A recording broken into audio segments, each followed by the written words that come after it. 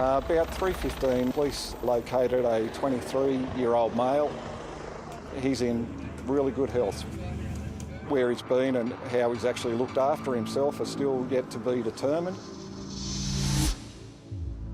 Near his home on Melbourne's outskirts, Hadi Nazari is back in the bush, contemplating life after believing his death was a certainty. There's this strange feeling that honestly I can't sort of put my head around.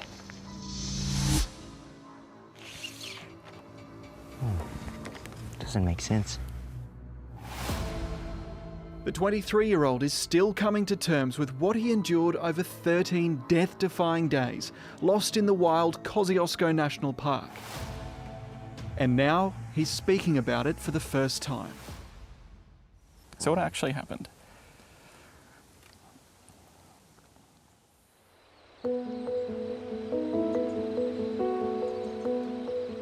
The plan was simple.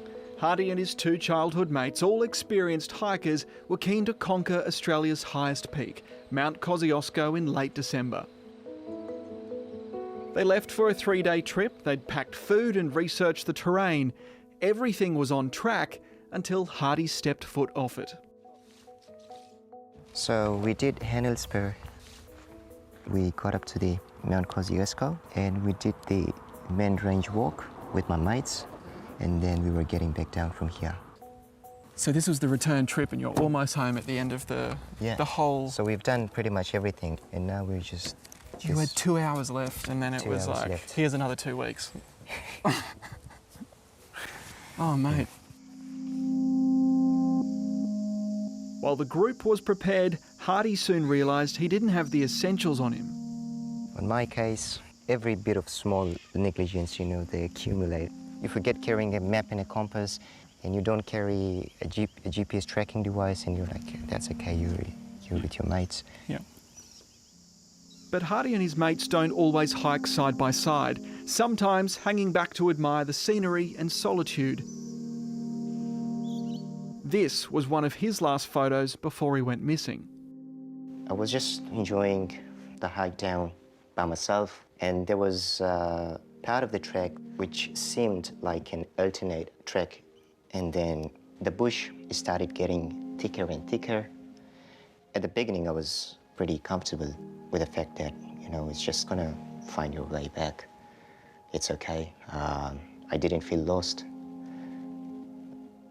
But one thing that totally took me off guard was how thick the bush was. He tried to forge a new path to where he thought the main trail would be, but lost his bearings, backtracked, and attempted to retrace his steps, ditching his backpack to move faster. I couldn't get up to the hill. I couldn't get to the campground, or maybe I didn't know where I was going. Then it started getting dark. You're still in this wilderness. You're thirsty, you're hungry. I was getting flooded by all sorts of possibilities.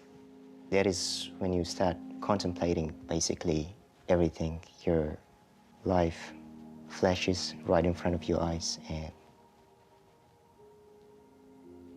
Was your family, or the thought of your family, driving you to keep going? I was communicating with God in a way that,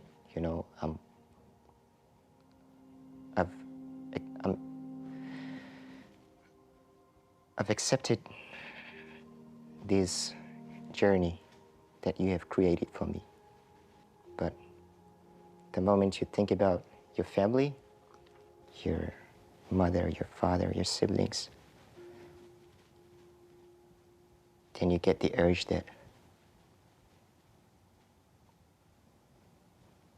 you can't let him go through this pain.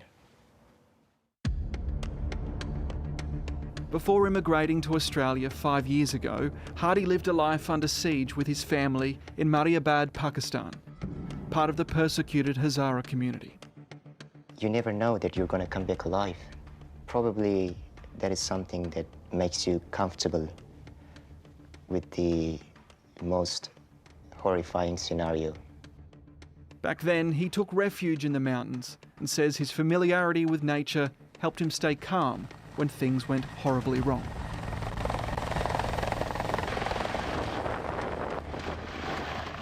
On day 2, Hadi tried to attract the attention of anyone who might be looking. I go down to the creek where I had like abundance of water. I cleared up all the fern leaves, tried to make a clear view up to the sky so I could be visible. With a lighter, he made a fire to send smoke signals, and soon, hovering up a hill, he saw a helicopter that looked like this. I was thinking maybe they are trying to signal me, and as I'm getting closer and closer to that spot, I'm getting cracking sounds, you know, something burning. Gotten myself really close to a massive bushfire. I'm just a few meters away from the fire, and I'm doing everything that I can, shouting, waving my shirt, screaming, doing everything so that the helicopters, they can spot me. That's when I got to realize, you know, that those helicopters, they were not here to rescue you. So they were here for the bushfire. You've been... It was devastating. You can see in the top right of this drone footage the fire Hadi faced. The Rural Fire Service told 7:30 it was likely started by a lightning strike.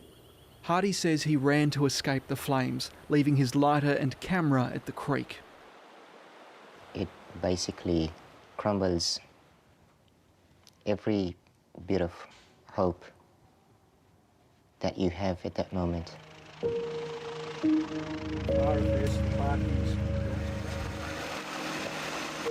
As Hadi's hope dwindled, search parties grew, including his family and his best mate Mason.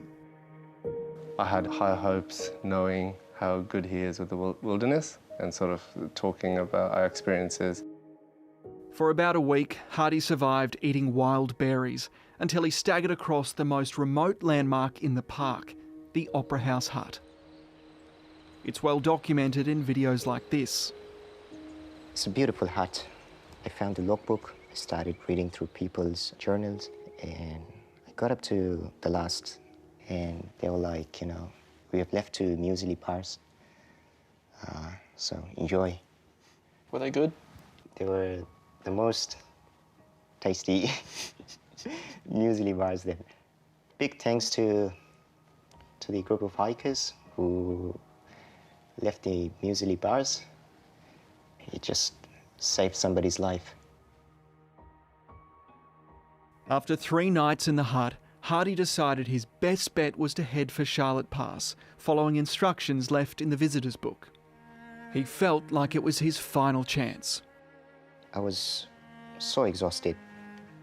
I mean, I think I had pretty good stamina for the past 12 days, but on the 13th day, I didn't have anything on me.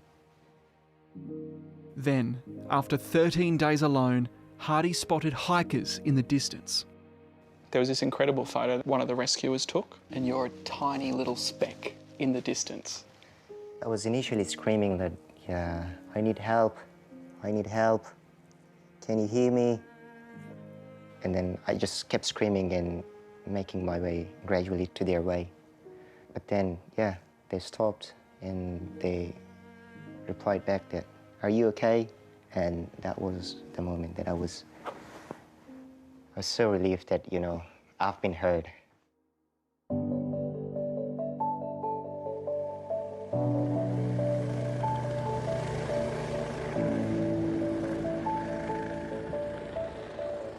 I can't, honestly, I can't put it in words. Yeah.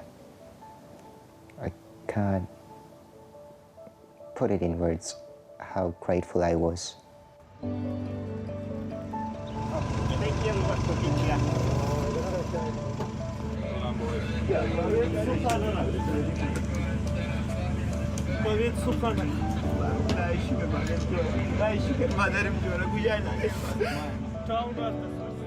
To have friends who would go to any extent.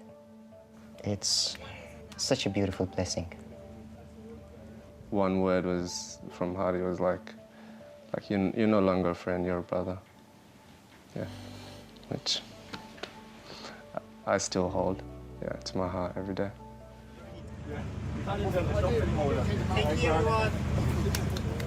So keen to pay it forward, Hadi's even signed up to join the SES.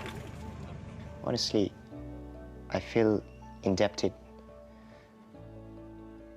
not only to people who looked out for me, not only to different, institutions who made such a massive effort in this entire process, but to the whole Australian community who prayed for me. It makes me proud as well to be a citizen of this beautiful country. Hadi says that his time alone in the bush has changed him, but in ways he still can't quite comprehend. But you have no qualms with the idea of going back out, hiking again? I don't, but my family does, so.